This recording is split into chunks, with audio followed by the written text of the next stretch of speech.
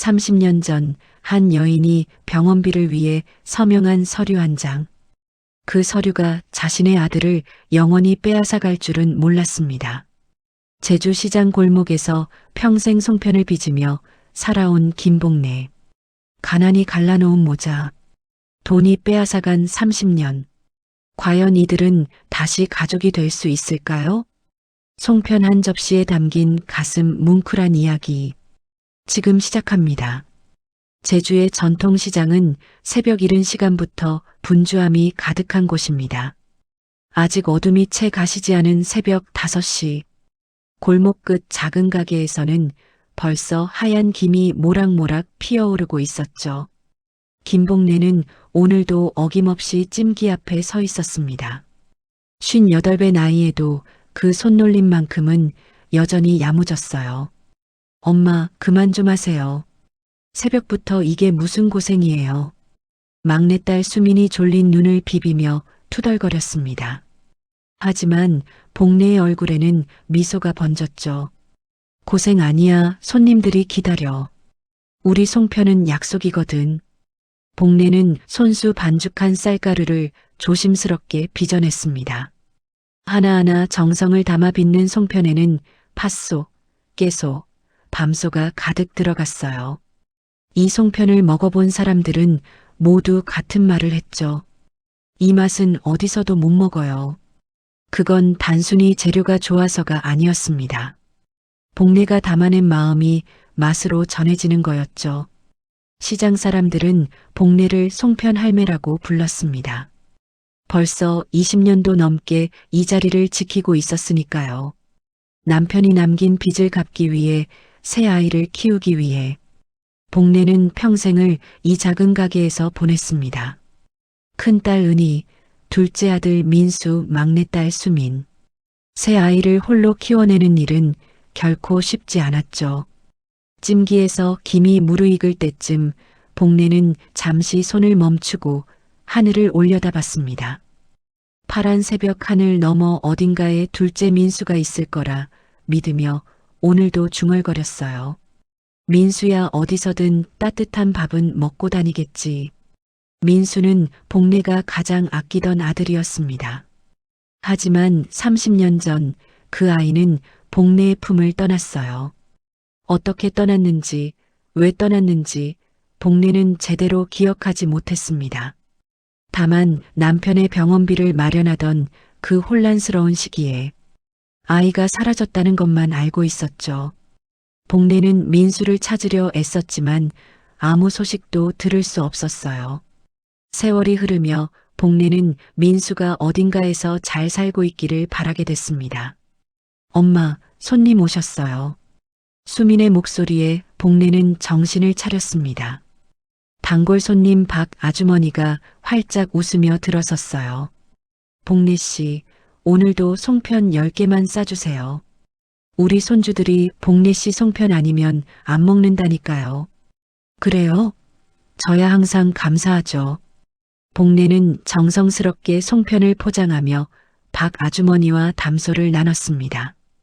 이런 일상이 복래에게는 큰 위로였어요. 손님들의 웃음소리, 시장 사람들과의 정겨운 대화, 그리고 손끝에서 빚어지는 송편 하나하나, 이 모든 게 복래를 살아가게 하는 힘이었죠. 시장이 점점 활기를 띠기 시작했습니다. 복래의 가게 앞에는 어느새 손님들이 줄을 서기 시작했어요. 송편을 사러 온 할머니, 제사상에 올릴 떡을 주문하러 온 중년 남자, 아이 손을 잡고 온 젊은 엄마까지 복래는 모든 손님을 환한 미소로 맞이했습니다. 어서 오세요. 갓 쪄낸 송편이에요. 복래의 목소리에는 언제나 온기가 담겨 있었습니다. 그 온기는 쌀쌀한 새벽 공기를 녹이는 따뜻한 찜기의 김처럼 사람들의 마음을 스며들게 했죠. 손님들이 송편을 한 입 베어 물며 행복해하는 모습을 볼 때 복래는 자신이 하는 일에 큰 보람을 느꼈습니다. 복래야, 오늘도 송편 맛 좋네. 역시 내 손맛은 못 따라가. 옆 가게 생선 장수 김 사장이 엄지를 치켜 세우며 지나갔어요. 복례는 수줍게 웃으며 고개를 끄덕였죠. 해가 완전히 떠오를 무렵 복례는 잠시 찜기 앞에 앉아 숨을 고르며 생각에 잠겼습니다. 이 일을 시작한 지 20년 처음엔 빚을 갚기 위해 아이들을 먹이기 위해 시작한 일이었죠. 하지만 이제는 단순히 생계를 위한 일이 아니었어요. 복례에게 송편을 빚는 일은 사람들에게 마음을 전하는 방법이었습니다. 정성을 담아 빚은 송편 하나가 누군가에게는 행복한 추억이 되고 또 누군가에게는 위로가 되는 거죠. 수민이 다시 가게로 들어오며 말했습니다. 엄마, 재료 다 떨어졌어요. 오후에 또 준비해야겠어요. 그래, 알았어. 수민아, 고생이 많다. 무슨 고생이에요? 엄마가 더 고생하시죠. 수민은 복례의 어깨를 토닥이며 미소 지었습니다. 복례는 수민의 손을 꼭 잡았어요. 이렇게 건강하게, 이렇게 함께 있을 수 있다는 것만으로도 감사한 일이었죠. 그날도 복례는 하늘을 다시 한번 올려다봤습니다. 저 멀리 푸른 하늘 너머 민수가 있을 거라 믿으며 조용히 속삭였어요. 민수야, 엄마는 여기 있단다. 언제든 돌아와도 괜찮아. 새벽부터 시작된 복례의 하루는 이렇게 흘러갔습니다. 송편을 빚고 손님을 맞이하고 시장 사람들과 이야기를 나누며 그 속에서 복례는 자신의 삶을 묵묵히 살아냈죠. 비록 민수가 돌아오지 않아도 복례의 마음속에는 언제나 그 아이를 향한 그리움이 자리하고 있었습니다. 추석을 한 달 앞둔 어느 오후였습니다. 시장은 명절 준비로 평소보다 더 북적였죠. 복례는 주문받은 송편을 포장하느라 분주했어요. 그때 시장 입구 쪽에서 웅성거리는 소리가 들려왔습니다. 어머, 저기 봐. 저 차값이 얼만데. 이런 시장에 저런 차가 웬일이야? 복례도 고개를 들어 바깥을 내다봤습니다. 시장 골목 입구에 검은색 고급 외제차 한 대가 멈춰 서 있었어요. 이런 차는 시장에서 보기 드문 광경이었죠. 차 문이 열리고 단정한 양복 차림의 남자가 내렸습니다. 30대 중반쯤 되어 보이는 남자는 주변을 둘러보더니 천천히 시장 안쪽으로 걸어왔어요. 여기가 송편으로 유명한 가게라던데요. 남자가 복례의 가게 앞에 섰습니다. 목소리는 부드러웠고 예의 바른 태도가 몸에 배어 있었어요. 복례는 앞치마를 털며 남자를 맞이했죠. 네, 어서 오세요. 송편 사러 오셨어요? 네, 소문을 듣고 왔습니다. 전 이서준이라고 합니다. 남자는 명함을 꺼내 건넸습니다. 복례는 명함을 받아들었지만 적힌 글씨를 제대로 읽을 수 없었어요. 다만 반듯한 글씨체가 인상적이었죠. 송편 한 접시만 주시겠어요? 여기서 먹어도 될까요? 물론이죠. 잠깐만 기다리세요. 복례는 갓 쪄낸 송편을 접시에 담아 서준 앞에 내놓았습니다. 서준은 송편을 하나 집어 천천히 한 입 베어 물었어요. 그 순간 서준의 표정이 미묘하게 변했습니다. 놀라움과 그리움이 섞인 듯한 표정이었죠. 이 맛. 서준은 송편을 입안에서 천천히 씹으며 눈을 감았습니다. 뭔가 오래된 기억을 더듬는 듯한 모습이었어요. 복례는 조용히 서준을 바라봤죠. 맛이 어떠세요? 맛있습니다. 어릴 때 먹어본 것 같은 그런. 서준은 천천히 눈을 떴습니다. 복례를 바라보는 눈빛에는 무언가 간절함이 담겨 있었어요. 혹시 사장님께서 예전에 서울에서 장사하신 적 있으세요? 아니요. 저는 평생 제주에만 있었어요. 태어날 때부터 지금까지요. 서준은 고개를 끄덕이며 다시 송편을 집어들었습니다. 한 개, 두 개, 세 개. 서준은 접시의 송편을 모두 먹었어요. 마치 그 맛을 기억하려는 듯이 천천히 정성스럽게 먹어나갔죠. 정말 맛있습니다. 제가 먹어본 송편 중에 최고예요. 고맙습니다. 손님, 서준은 자리에서 일어나 값을 치렀습니다. 그리고 다시 한번 복례를 바라보며 말했어요. 또 올게요. 맛있게 잘 먹었습니다. 서준이 가게를 나서자 수민이 복례 옆으로 다가왔습니다. 엄마, 저 사람 뭐 하는 사람이래요? 옷차림 보니까 돈 많아 보이던데. 글쎄, 그냥 손님이겠지. 하지만 복례의 마음 한편에는 묘한 느낌이 남아 있었습니다. 서준이 송편을 먹으며 지었던 표정, 그 간절한 눈빛이 자꾸 떠올랐어요. 며칠이 지났습니다. 서준은 말한 대로 다시 시장을 찾아왔어요. 그리고 또 며칠 뒤에도, 그 다음 주에도 찾아왔죠. 매번 같은 자리에 앉아 송편을 먹으며 복례와 짧은 대화를 나눴습니다. 사장님, 송편 만드는 법은 누구한테 배우셨어요? 배운 건 아니고요.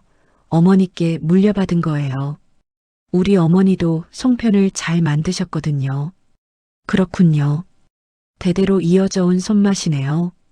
서준은 복례의 이야기를 하나하나 귀 기울여 들었습니다. 복례의 삶에 대해, 시장 이야기에 대해, 제주의 풍경에 대해. 복례도 처음엔 낯설었지만 점차 서준에게 마음을 열어갔어요. 서준은 예의 바르고 따뜻한 사람이었으니까요.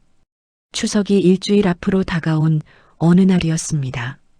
복례가 저녁 준비를 하고 있을 때 낯선 번호로 전화가 걸려왔어요. 복례는 밀가루 묻은 손을 닦고 전화를 받았죠. 여보세요? 김복례 씨 맞으시죠? 전화기 너머로 여자의 목소리가 들려왔습니다. 차갑고 냉정한 목소리였어요. 네, 그런데 누구세요? 이서준 대표님과 관련해서 연락드렸습니다. 혹시 이서준 대표님 아세요? 아, 네. 시장에 자주 오시는 손님인데요. 그분 어머님이 혹시 전화 받으시는 분입니까? 순간 복례의 손에서 국자가 떨어졌습니다. 바닥에 국자가 떨어지는 소리가 크게 울렸어요. 네. 지금 뭐라고 하셨어요? 이서준 대표님의 친어머니가 김복례 씨일 가능성이 있다는 걸 확인했어요. 복례의 머릿속이 하얘졌습니다. 심장이 빠르게 뛰기 시작했어요. 손이 떨려서 전화기를 제대로 잡을 수 없을 정도였죠. 무슨 말씀이신지 잘 모르겠는데요. 이서준 대표님께서 친부모를 찾고 계십니다. 그리고 김복례 씨가 그 단서와 일치한다고 하셔서요. 곧 다시 연락드리겠습니다. 전화가 끊겼습니다. 복례는 그대로 주저앉아 버렸어요. 가슴이 답답하고 숨이 막혔죠. 수민이 놀라 복례에게 달려왔습니다. 엄마, 무슨 일이에요? 왜 그러세요? 수민아, 민수가 혹시... 복례는 말을 잇지 못하고 눈물을 흘렸습니다. 30년 동안 소식 없던 민수. 혹시 그 아이가 이서준일까? 복례의 마음은 혼란스러웠어요. 그날 밤 복례는 잠을 이루지 못했습니다. 천장을 바라보며 서준의 얼굴을 떠올렸어요. 송편을 먹을 때마다 지었던 그 표정, 익숙하다고 말했던 그 말. 혹시 정말로 민수였을까? 30년이라는 세월이 아이를 완전히 다른 사람으로 만들어버린 걸까? 복례는 이불을 꼭 껴안으며 중얼거렸습니다. 민수야, 정말 내가 맞니? 엄마한테 돌아온 거니? 사흘 뒤 복례는 서울행 비행기에 몸을 싣고 있었습니다. 창밖으로 제주 바다가 점점 멀어지는 모습을 바라보며 복례는 떨리는 손을 꼭 쥐었어요. 옆자리에 앉은 수민이 복례의 손을 감싸주며 말했죠. 엄마, 괜찮아요. 제가 옆에 있잖아요. 고맙다, 수민아. 복례의 마음은 무거웠습니다. 서준 측에서 정식으로 연락이 왔을 때 복례는 한동안 믿을 수 없었어요. 서준이 입양하라는 사실, 그리고 친어머니를 찾고 있다는 사실. 그 단서가 전통시장 송편이었다는 말을 들었을 때 복례의 가슴은 터질 듯 뛰었죠. 사장님께서 만드시는 송편 맛이 제가 어릴 때 먹었던 유일한 기억입니다. 그 맛을 찾아 전국을 돌아다녔어요. 전화 너머로 들려온 서준의 목소리는 떨리고 있었습니다.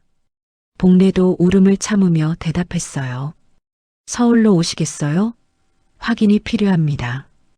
유전자 검사를 해야 해요. 비행기가 서울 상공에 도착했습니다. 복례는 창밖의 거대한 도시를 내려다봤어요. 낯설고 넓은 이 도시 어딘가에 민수가, 아니 혹시 서준이 있을지도 모른다는 생각에 가슴이 먹먹해졌죠. 공항에는 서준이 직접 마중 나와 있었습니다. 복례를 보자마자 서준은 깊게 고개를 숙였어요. 멀리까지 와주셔서 감사합니다. 아니에요. 당연한 일이죠. 복례는 서준의 얼굴을 찬찬히 살펴봤습니다. 민수와 닮은 구석이 있을까 애써 찾아봤지만 30년이라는 세월이 복례를 혼란스럽게 만들었어요. 서준은 지금 39. 혹시 정말 민수가 맞을까? 30년 만에 만난 아들의 모습일까? 복례는 가슴이 두근거렸습니다. 차는 서울 강남의 고급 주택가로 향했습니다. 복례는 창밖으로 스쳐 지나가는 높은 건물들을 보며 작게 한숨을 내쉬었어요. 이런 세계는 복례와는 너무나 먼 곳처럼 느껴졌죠. 저택 앞에 차가 멈췄습니다. 복례는 수민의 손을 잡고 천천히 차에서 내렸어요. 거대한 대문, 넓은 정원, 웅장한 저택, 모든 게 복례에게는 낯설었습니다. 어서 오세요. 안으로 들어가시죠. 서준이 앞장서서 걸었습니다. 현관문이 열리자 넓은 거실이 나타났어요. 그리고 그 중앙에 한 여인이 서 있었죠. 50대 후반으로 보이는 여인은 고급스러운 한복을 입고 있었고 표정은 차갑게 굳어 있었습니다. 어머님, 김복례 사장님이세요. 서준이 소개하자 여인은 복례를 위아래로 훑어봤습니다. 복례는 자신도 모르게 옷매무새를 고쳐 잡았어요. 시장에서 입던 편한 옷이 갑자기 초라하게 느껴졌죠. 그래, 앉으세요. 여인의 목소리에는 온기가 없었습니다. 복례와 수미는 소파에 조심스럽게 앉았어요. 서준도 옆자리에 앉았죠. 저는 서준이의 어머니 한지은입니다. 유전자 검사는 내일 진행할 겁니다. 오늘은 일단 쉬시고요. 네, 알겠습니다. 복례는 고개를 끄덕였습니다. 한지은은 복례를 바라보며 차가운 눈빛으로 말을 이었어요. 한 가지 확실히 해두고 싶은 게 있어요. 만약 검사 결과가 나와도 서준이는 우리 가족입니다. 그건 변하지 않아요. 물론입니다. 그럴 리 없겠지만 저는 확인하고 싶을 뿐이에요. 복례의 목소리는 떨리고 있었습니다. 한지은의 차가운 태도가 복례를 주눅 들게 만들었죠. 서준은 두 사람 사이에서 불편한 표정을 지었어요. 어머님, 김복례 씨는 멀리서 오셨어요. 편히 쉬실 수 있게 해주세요. 그래.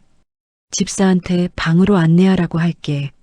잠시 뒤 복례와 수민은 객실로 안내받았습니다. 방문이 닫히자 수민이 복례를 꼭 안아줬어요. 엄마, 괜찮아요? 응, 괜찮아. 하지만 복례는 괜찮지 않았습니다. 한지은의 차가운 눈빛이 자꾸 떠올랐어요. 그 눈빛에는 경계와 거부가 담겨 있었죠. 다음 날 아침 병원에서 유전자 검사가 진행되었습니다. 복례는 긴장한 채로 체열을 받았어요. 서준도 옆 의자에 앉아 같은 과정을 거쳤죠. 두 사람은 서로를 바라보며 조용히 미소 지었습니다. 결과는 일주일 후에 나옵니다. 의사의 말에 복례는 고개를 끄덕였어요. 일주일. 그 시간이 복례에게는 1년처럼 길게 느껴질 것 같았죠. 검사를 마치고 돌아오는 길 서준이 조심스럽게 말을 꺼냈습니다. 사장님, 아니 혹시 정말 어머니시라면 왜 저를 보내셨는지 여쭤봐도 될까요? 복례는 멈춰섰습니다. 가슴이 철렁 내려앉는 느낌이었어요. 저는 아들을 보낸 적이 없어요. 제 아들 민수는 30년 전 갑자기 사라졌어요. 남편이 아플 때였는데 혼란스러운 시기였죠. 그 뒤로 소식이 없었어요. 그렇군요. 죄송합니다. 제가 섣부른 질문을 드렸습니다. 서준의 얼굴에 실망이 스쳤습니다. 하지만 곧 다시 미소를 지으며 말했어요. 어쨌든 결과를 기다려봐야겠죠. 저는 사장님이 제 어머니였으면 좋겠어요. 그 송편 맛이 정말 그립거든요. 복례는 서준의 말에 눈시울이 뜨거워졌습니다. 이 사람이 정말 복례의 아들일까? 아니면 그저 우연일까? 복례는 하늘을 올려다보며 조용히 기도했어요. 부디 이 아이가 내 아들이라면 살아만 있어도 좋아. 그것만으로도 충분해. 일주일이라는 시간이 복례 앞에 놓여 있었습니다. 그 시간 동안 복례는 서준과 조금씩 가까워졌고 한지은의 차가운 시선도 조금씩 느껴졌어요. 진실이 무엇이든 복례는 그 결과를 받아들일 준비를 해야 했습니다. 일주일이 흘렀습니다. 복례는 서울의 저택에서 불안한 시간을 보냈어요. 매일 아침 일어나면 오늘 결과가 나올까 하는 마음에 가슴이 두근거렸죠. 서준은 복례에게 친절했고 시간이 날 때마다 함께 차를 마시며 이야기를 나눴습니다. 어머니 아니 사장님, 제가 어릴 때 기억나는 건 송편 맛밖에 없어요. 그것도 아주 희미하게요. 그랬군요. 힘드셨겠어요. 복례는 서준의 손을 꼭 잡아줬습니다. 서준의 눈빛에서 외로움이 느껴졌어요. 아무리 부유한 환경에서 자랐어도 친부모를 모르고 산다는 건 큰 상처였을 거예요. 드디어 결과가 나오는 날이 왔습니다. 병원에서 연락이 왔고 서준과 복례 그리고 한지은은 함께 병원으로 향했어요. 복례는 차 안에서 내내 손을 비벼댔죠. 수민이 복례의 어깨를 토닥이며 위로했습니다. 엄마, 어떤 결과가 나오든 괜찮아요. 그래, 괜찮을 거야. 하지만 복례의 목소리는 떨리고 있었습니다. 병원에 도착하자 의사가 서류를 들고 나타났어요. 모두 숨을 죽이고 의사의 입을 바라봤죠. 유전자 검사 결과입니다. 김복례 씨와 이서준 씨는 짧은 침묵이 흘렀습니다. 복례의 심장이 터질 듯 뛰었어요. 침모자 관계가 확인되었습니다. 순간 복례의 눈에서 눈물이 쏟아졌습니다. 서준도 눈을 크게 뜨고 복례를 바라봤어요. 수미는 복례를 껴안으며 함께 울었죠. 한지은만이 굳은 표정으로 서류를 응시하고 있었습니다. 정말 제 아들이에요? 복례는 떨리는 목소리로 물었습니다. 의사는 고개를 끄덕이며 서류를 건넸어요. 네, 확실합니다. 99.9% 일치합니다. 복례는 서준을 바라봤습니다. 서준도 복례를 바라보며 천천히 다가왔어요. 두 사람은 그렇게 한참을 서로를 바라보다가 복례가 먼저 서준을 끌어안았죠. 미안해, 정말 미안해. 어머니. 서준도 복례를 꼭 안아줬습니다. 30여 년 만에 찾은 엄마였어요. 복례는 서준의 등을 토닥이며 눈물을 멈출 수 없었죠. 하지만 그 감동의 순간은 오래가지 못했습니다. 저택으로 돌아온 그날 밤 한지은이 복례를 따로 불렀어요. 서재에 들어서자 한지은은 차가운 눈빛으로 복례를 바라봤습니다. 앉으세요. 복례는 긴장한 채로 의자에 앉았어요. 한지은은 책상 위에 오래된 서류 하나를 꺼내 놓았죠. 이게 뭔지 아세요? 복례는 서류를 내려다봤습니다. 오래되어 빛바랜 종이였지만 하단에는 복례의 서명이 선명하게 남아 있었어요. 복례의 얼굴이 창백해졌죠. 이건 당신 아들은 30년 전 내가 돈으로 사왔어요. 합법적인 입양은 아니었지만 당신이 서명했으니 그 아이를 돌려줄 생각은 없어요. 한지은의 목소리는 낮고 단호했습니다. 복례는 고개를 저으며 말했어요. 무슨 말씀이세요? 저는 아이를 판 적이 없어요. 당신도 알 거예요. 그때 왜 돈을 받았는지, 왜 서명을 했는지. 복례의 머릿속에 오래된 기억이 떠올랐습니다. 30년 전 남편이 큰 병에 걸렸을 때였어요. 병원비를 마련할 길이 없었던 복례에게 낯선 사람들이 찾아왔었죠. 그들은 돈을 내밀며 서류에 서명만 하면 된다고 했어요. 복례는 그게 무슨 서류인지도 제대로 읽지 못한 채 서명했습니다. 남편을 살려야 한다는 절박함 때문이었죠. 그때 그게 뭔지 몰랐어요. 저는 그를 잘 몰랐고 그냥 돈만 받으면 된다고 했어요. 복례의 목소리가 떨렸습니다. 한지은은 냉소를 지으며 말했어요. 몰랐든 알았든 당신은 서명했어요. 그리고 돈을 받았죠. 그 돈으로 남편 병원비를 냈고요. 제발 그건 서준이는 우리 아들이에요. 30년을 우리가 키웠어요. 당신이 이제 와서 나타났다고 해서 달라질 건 없어요. 한지은의 말은 칼날처럼 날카로웠습니다. 복례는 고개를 떨구고 눈물을 흘렸어요. 가슴이 찢어지는 것 같았죠. 하지만 정말 몰랐어요. 저는 제 아들을 팔려고 한 게 아니에요. 의도가 어땠든 결과는 같아요. 당신은 아이를 포기한 거예요. 복례는 더 이상 말을 잇지 못했습니다. 한지은은 자리에서 일어나며 마지막으로 말했어요. 내일 제주로 돌아가세요. 서준이한테는 오늘 대화를 말하지 마세요. 그 아이가 혼란스러워하는 걸 원치 않으니까요. 복례는 비틀거리며 서재를 나왔습니다. 복도를 걷는 내내 눈물이 멈추지 않았어요. 객실로 돌아오자 수민이 깜짝 놀라며 복례를 붙잡았죠. 엄마, 무슨 일이에요? 수민아, 엄마가 잘못했어. 복례는 수민의 품에 안겨 소리내어 울었습니다. 30년 전의 그 순간이 지금 이렇게 되돌아올 줄은 몰랐어요. 복례는 자신의 무지와 가난이 아들을 빼앗아갔다는 사실에 가슴이 무너져 내렸죠. 그날 밤 복례는 창밖을 바라보며 중얼거렸습니다. 민수야, 아니 서준아, 엄마가 미안하다. 엄마가 너를 지키지 못해서 정말 미안해. 달빛이 복례의 눈물을 비추고 있었습니다. 이제 복례는 어떤 선택을 해야 할까요? 아들을 찾았지만 동시에 아들을 잃은 것 같은 이 아픔을 어떻게 견뎌야 할까요?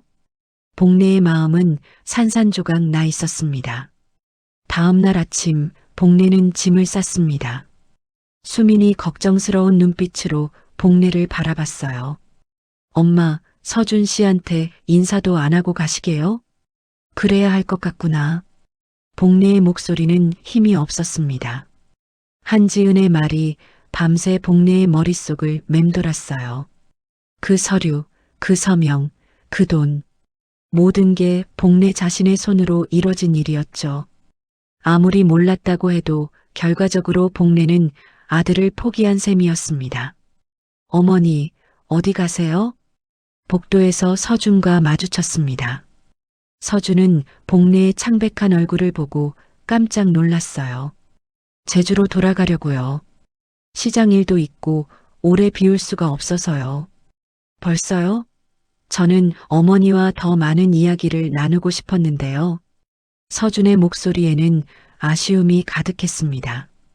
복례는 억지로 미소를 지으며 말했어요. 서준 씨는 여기 삶이 있잖아요. 저도 제주에 삶이 있고요. 서로 자기 자리에서 잘 살면 되는 거예요. 하지만 어머니, 괜찮아요. 서준 씨를 찾은 것만으로도 저는 충분해요. 건강하게 잘 살고 있다는 걸 알았으니까요. 복례는 서준의 손을 꼭 잡았습니다. 그리고 천천히 손을 놓으며 고개를 돌렸어요. 더 이상 서준의 얼굴을 볼 수 없었죠. 눈물이 날 것 같았으니까요. 공항으로 가는 차 안에서 복례는 창밖만 바라봤습니다. 수민이 복내의 손을 잡아줬지만 복내는 아무 말도 하지 않았어요. 비행기가 이륙하고 서울이 점점 멀어질 때 복내는 조용히 눈물을 흘렸습니다. 제주로 돌아온 복내는 예전과 달랐습니다. 시장 가게는 여전히 열었지만 복내의 얼굴에서 웃음이 사라졌어요. 송편을 빚을 때도 멍하니 손만 움직일 뿐이었죠. 복내야, 무슨 일 있어? 서울 다녀온 뒤로 계속 이런데. 단골 손님 박 아주머니가 걱정스럽게 물었습니다. 복내는 고개를 저으며 대답했어요. 아니에요, 괜찮아요. 하지만 괜찮지 않았습니다. 밤마다 복내는 송편을 빚으며 울었어요. 손은 익숙하게 움직였지만 마음은 무너져 내리고 있었죠. 내 손으로 팔아버린 거야. 내 아들을 내가 몰랐다고 해도 내가 서명을 한 거야. 복내는 자신을 용서할 수 없었습니다. 가난했기 때문에, 무지했기 때문에 아들을 잃었다는 사실이 복내를 짓눌렀어요. 송편을 빚으면서도, 손님을 맞이하면서도 복내의 마음 한편에는 깊은 죄책감이 자리하고 있었죠. 엄마, 그만 좀 우세요. 엄마 잘못이 아니에요. 수민이 복내를 안아주며 말했지만 복내는 고개를 저었습니다. 내 잘못이야. 내가 무식해서, 내가 가난해서 그 아이를 지키지 못한 거야. 일주일이 지나고 2주일이 지났습니다. 복내는 점점 말이 없어졌어요. 시장 사람들도 복내의 변화를 눈치챘죠. 예전처럼 밝게 웃지 않고 손님들과의 대화도 짧아졌습니다. 어느 날 저녁 복내가 가게 문을 닫으려는데 텔레비전에서 뉴스 속보가 흘러나왔습니다. 긴급 속보입니다. 유명 재벌 기업 이씨 일가의 불법 입양 정황이 드러났습니다. 이서준 대표가 직접 폭로한 이 사건은 30년 전으로 거슬러 올라가는데요. 복내는 깜짝 놀라 텔레비전을 바라봤습니다. 화면에는 서준이 기자회견장에 서 있는 모습이 비쳤어요. 제 친어머니는 당시 가난 때문에 어쩔 수 없는 선택을 하셨습니다. 하지만 그건 어머니의 잘못이 아닙니다. 양부모가 어머니의 무지와 가난을 이용해 저를 데려간 겁니다. 서준의 목소리는 떨리고 있었지만 단호했습니다. 복내는 그 자리에 주저앉아 텔레비전을 응시했어요. 저는 오늘 이 자리에서 밝힙니다. 제 양부모는 불법적인 방법으로 저를 입양했고 그 과정에서 가난한 사람들의 약점을 이용했습니다. 이는 명백한 범죄 행위입니다. 화면이 바뀌며 앵커가 말을 이었습니다. 이서준 대표는 자신의 친모를 찾는 과정에서 이러한 불법 입양의 진실을 알게 됐고 이를 세상에 공개하기로 결심했다고 밝혔습니다. 현재 검찰은 이 씨 일가를 상대로 수사에 착수한 상태입니다. 복내는 눈물을 흘리며 텔레비전을 바라봤습니다. 서준이 복내를 위해 싸우고 있었어요. 30년 동안 키워준 양부모를 고발하면서까지 복내의 결백을 증명하려 했던 거죠. 서준아. 복내의 목소리가 떨렸습니다. 그날 밤 복내의 휴대전화가 울렸어요. 서준이었습니다. 어머니, 뉴스 보셨어요? 응, 봤어. 어머니, 그날의 진실은 어머니 탓이 아닙니다. 그들은 어머니의 가난을 이용했어요. 어머니는 아무 잘못도 하지 않으셨어요. 서준의 말에 복내는 더 이상 참을 수 없었습니다. 전화기를 든 채로 소리내어 울었어요. 수민이 놀라 복내에게 달려왔죠. 어머니, 괜찮으세요? 제가 곧 제주로 내려갈게요. 기다려주세요. 전화가 끊어졌습니다. 복내는 휴대전화를 가슴에 안고 한참을 울었어요. 서준은 복내를 원망하지 않았습니다. 오히려 복내를 지키려 했죠. 그 마음이 복내의 가슴을 뜨겁게 만들었습니다. 다음 날부터 시장은 시끌벅적했습니다. 복내의 이야기가 뉴스를 타며 알려졌고 사람들은 복내에게 위로와 응원을 보냈어요. 복내야, 내가 잘못한 게 아니야. 힘내. 송편 할매 우리가 응원해요. 시장 사람들의 따뜻한 말이 복내의 마음을 조금씩 녹여줬습니다. 복내는 눈물을 닦고 다시 송편을 빚기 시작했어요. 이번에는 눈물이 아니라 감사함으로 빚는 송편이었죠. 서준이 복내를 지켜줬고 사람들이 복내를 응원해주고 있었습니다. 복내는 이제 조금씩 다시 일어설 수 있을 것 같았어요. 사흘 뒤 제주공항에 서준이 도착했습니다. 복내는 수민과 함께 공항으로 나갔어요. 출구에서 서준이 나타나자 복내의 가슴이 두근거렸죠. 서준은 예전과 달리 편안한 차림이었습니다. 양복 대신 청바지와 셔츠를 입고 있었어요. 어머니, 서준이 복내를 보며 환하게 웃었습니다. 복내는 눈물을 참으며 서준에게 다가갔어요. 왜 왔어요? 서울 일은요? 다 정리했어요. 이제 제주에서 새로 시작하려고요. 복내는 놀라 서준을 바라봤습니다. 서준은 복내의 손을 잡으며 말을 이었어요. 회사도 그만뒀어요. 양어머니는 구속됐고요. 이제 저는 자유예요. 진짜 제 삶을 살고 싶어요. 하지만 서울에 다 두고 온 거예요? 그 큰 회사를. 어머니, 저한테 가장 소중한 건 돈이나 회사가 아니에요. 어머니께서 가르쳐 주셨잖아요. 사람 마음이 제일 귀한 거라고요.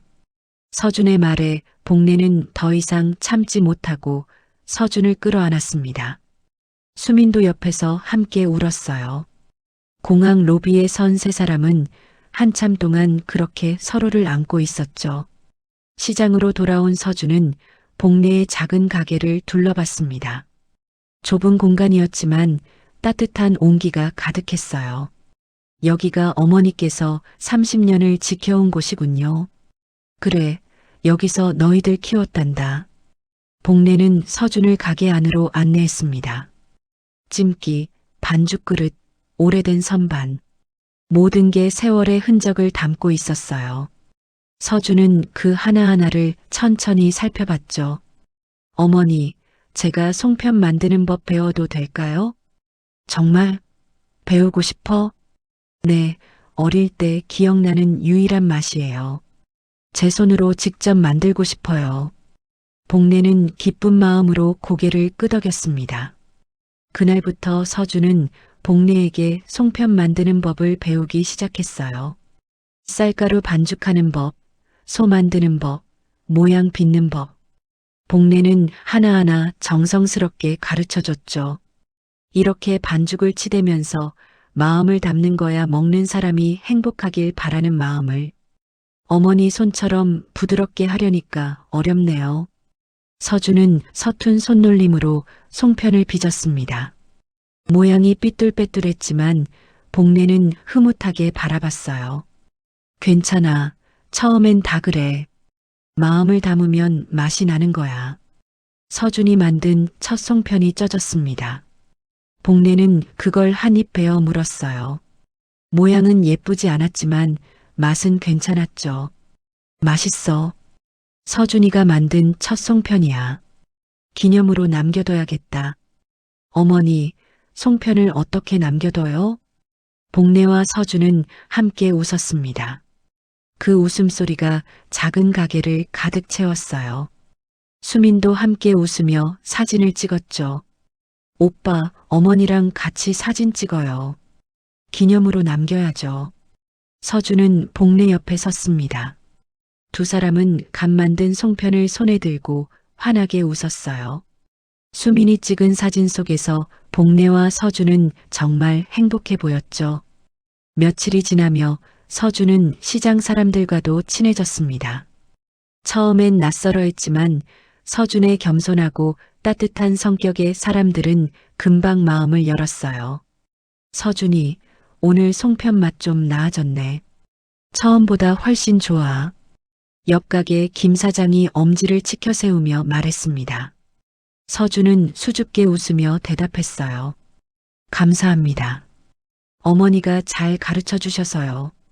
복내 덕분이지 그 사람 손맛은 따라갈 수가 없어. 시장은 점점 활기를 되찾았습니다.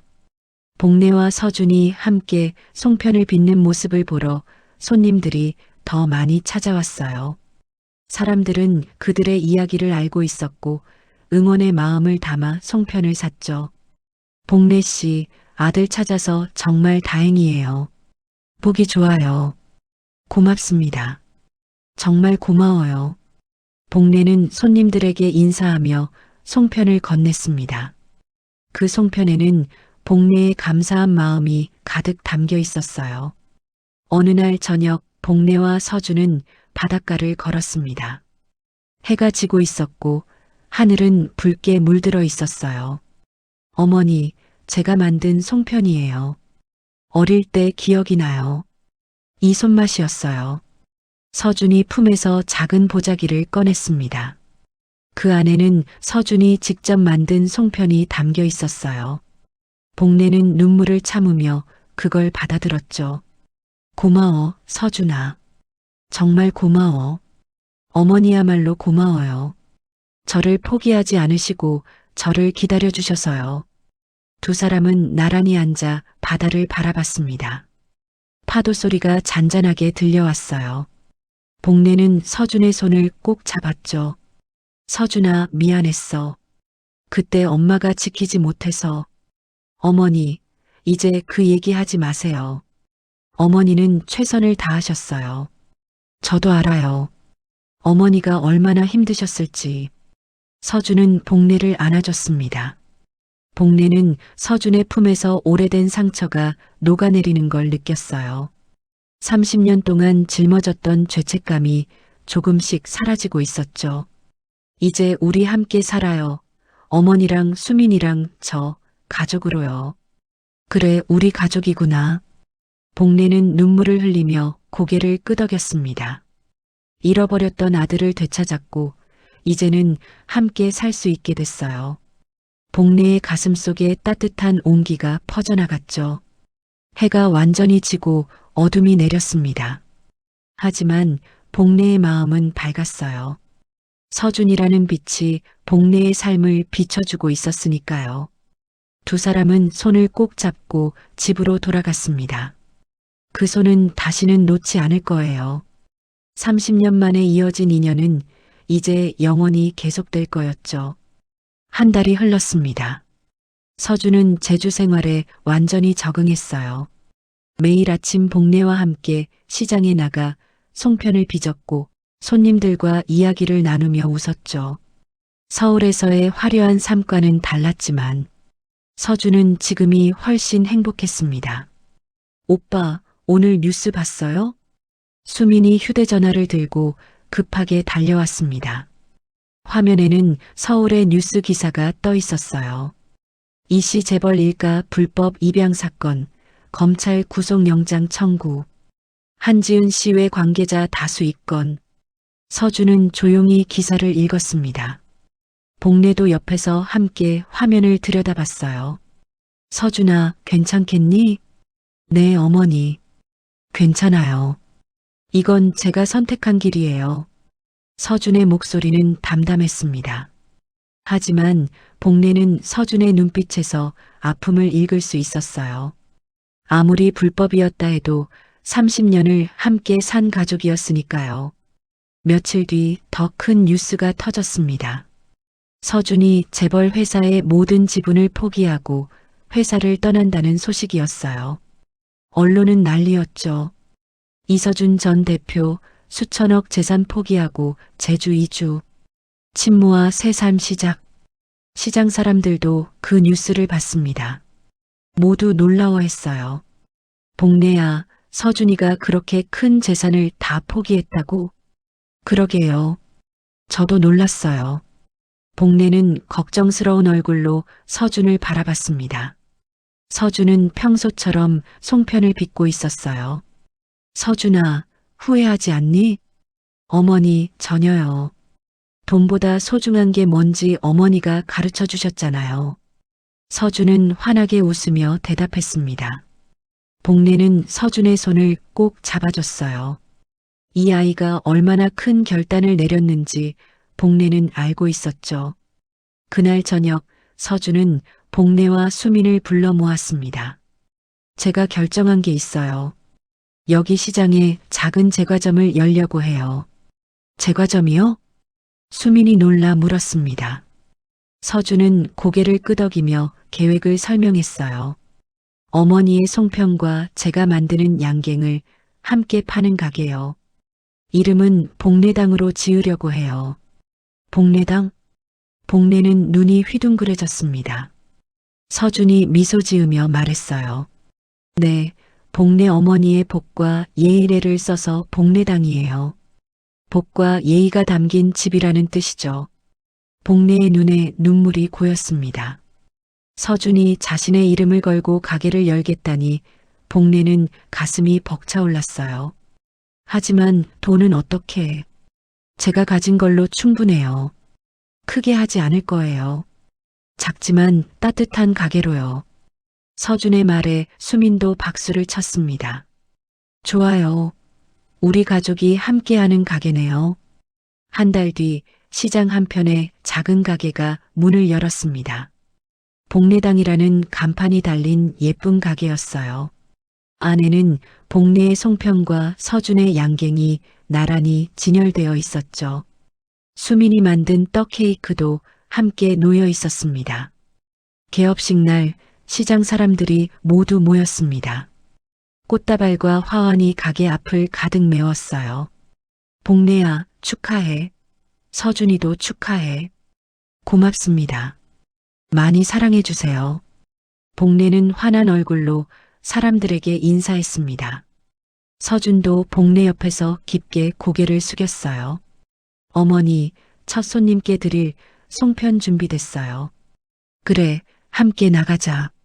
복례와 서준은 나란히 서서 손님들을 맞이했습니다.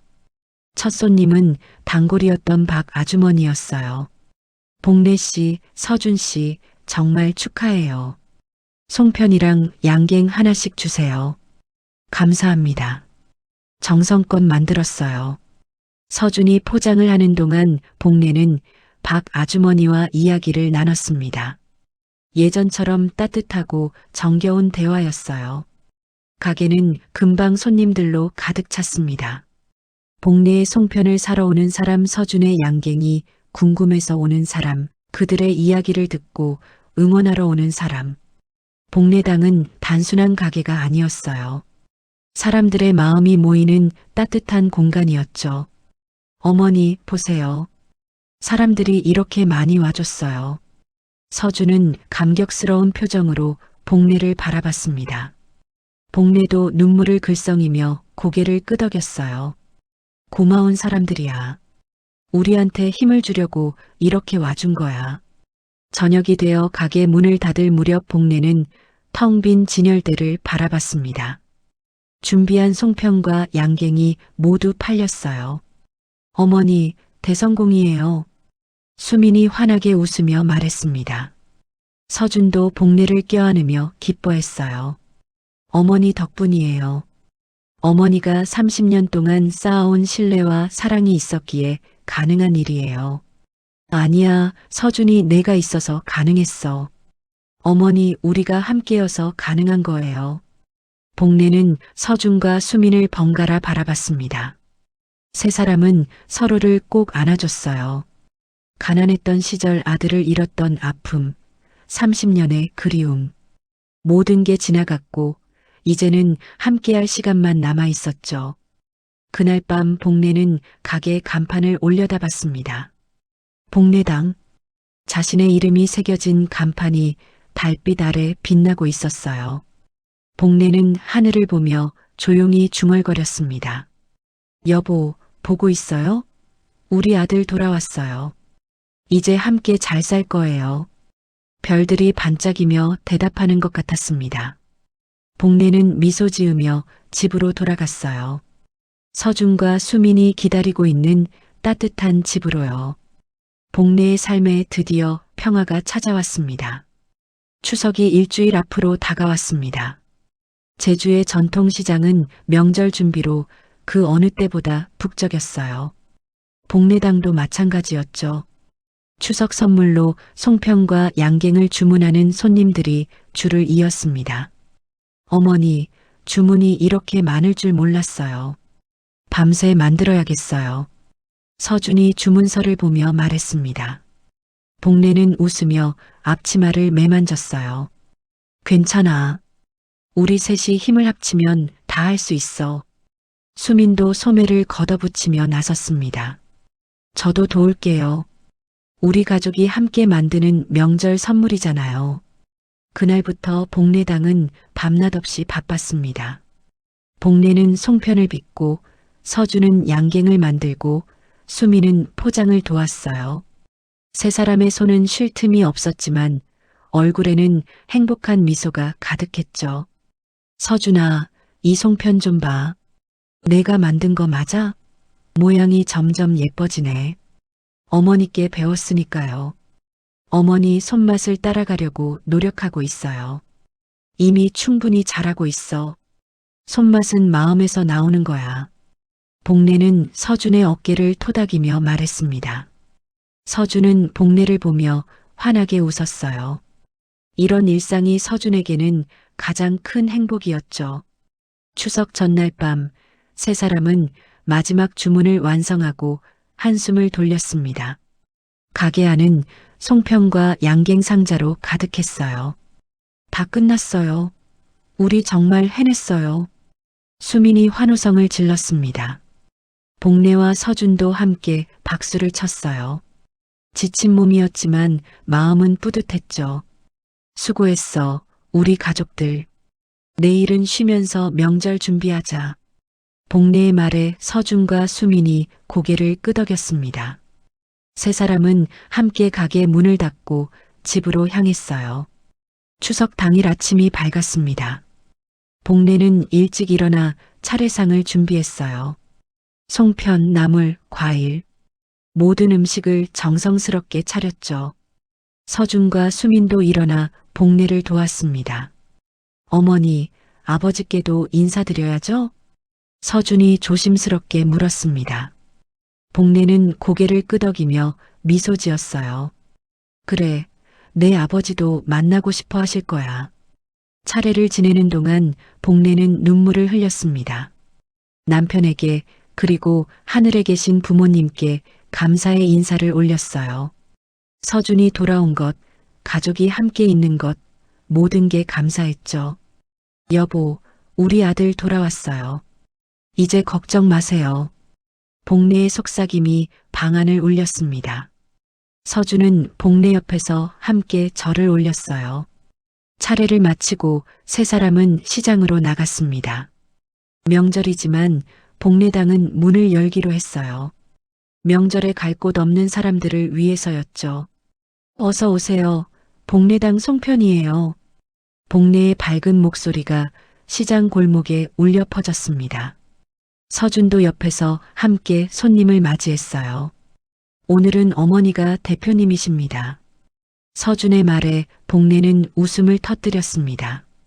손님들도 함께 웃으며 가게로 들어왔어요. 복례 씨, 추석인데도 문 열어줘서 고마워요. 덕분에 송편 먹을 수 있네요. 아니에요. 명절에 더 필요한 분들이 계시잖아요. 복례는 따뜻하게 손님들을 맞이했습니다.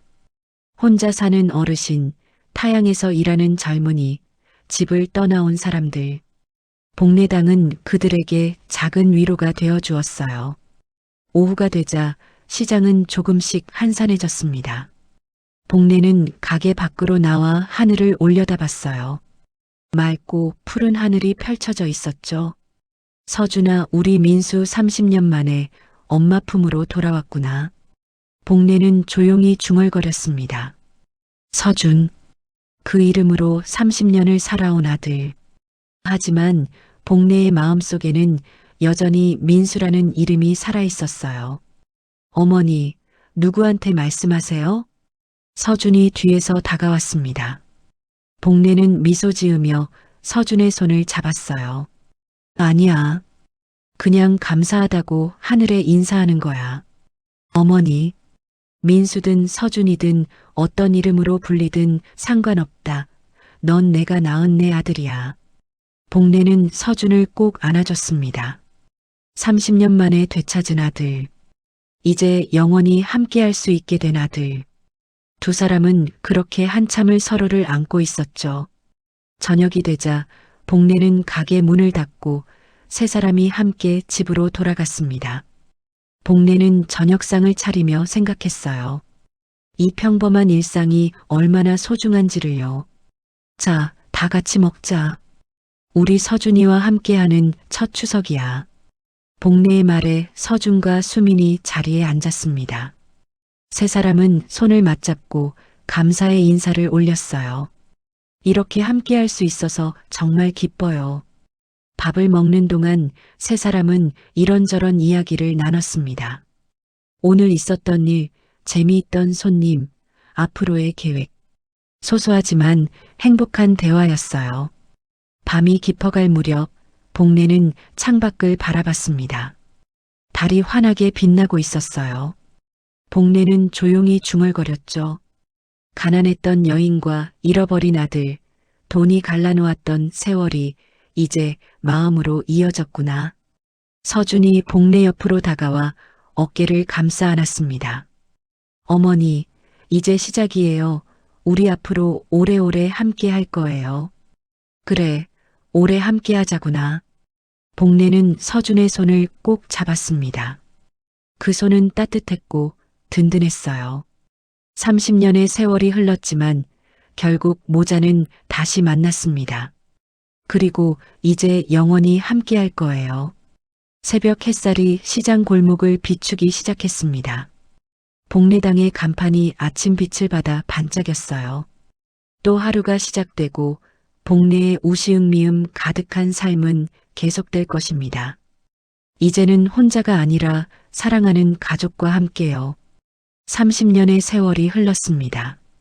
가난이 갈라놓았던 모자는 결국 다시 이어졌습니다. 복례는 아들을 잃었지만 포기하지 않았습니다. 서준은 진실을 외면할 수 있었지만 용기를 냈습니다. 제주 시장 골목 복례당이라는 작은 가게. 그곳에는 이제 복례의 송편과 서준의 양갱이 나란히 놓여 있습니다. 어서 오세요. 복례당 송편이에요. 복례의 밝은 목소리가 오늘도 시장을 가득 채웁니다. 돈보다 소중한 것, 권력보다 귀한 것. 그건 바로 사람의 마음이었습니다. 당신 곁에 있는 소중한 사람들, 오늘 꼭 안아주세요. 늦기 전에 말해주세요. 사랑한다고, 고맙다고. 복례와 서준의 이야기가 여러분의 마음에 작은 위로가 되었기를 바랍니다. 다음 이야기도 기대해 주세요. 구독과 좋아요는 큰 힘이 됩니다. 남은 명절 연휴도 의미 있는 시간 보내시길 바랍니다. 감사합니다.